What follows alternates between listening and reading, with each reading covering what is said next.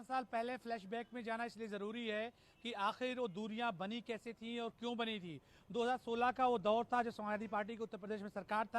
थी और ठीक यही महीना दिसंबर का था जब फैमिली में डिस्प्यूट शुरू हुआ था। और उसके बाद 2017 में जनवरी में एक अधिवेशन बुलाया गया था जनशरा पार्क में, समाजवादी पार्टी का राष्ट्रीय अधिवेशन वो था। आचार संहिता लगने के बाद तक भी तमाम माहौल तनावपूर्ण थे। फिर जो दूरियां बनी वो दूरियां लगातार 5 साल बदस्तूर बनी रही और आपने लगातार देखा भी होगा कि विभिन्न मौकों पर शिवपाल सिंह यादव का वो दर्द और लगातार निकल करके आया, चाहे फिरोजाबाद हो, बदायूं हो, इटावा हो, सैफई हो, हर जगह पर उन्होंने कई बार बात कही कि तमाम कोशिशों के बाद अगर बीजेपी को रोकना है तो एक होना जरूरी है। तो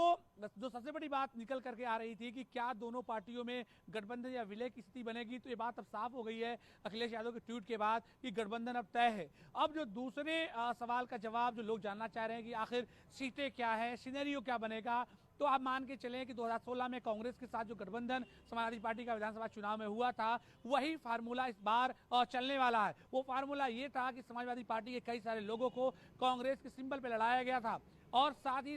जो है दोनों पार्टियों ने म्यूचुअल अंडरस्टैंडिंग के आधार पर अपने अपने कैंडिडेट्स को दूसरे के सिंबल पर लड़ाया। बिल्कुल अलाउद्दीन, और इसी बात को लेकर ये भी चर्चा की जा रही है कि सीटों को लेकर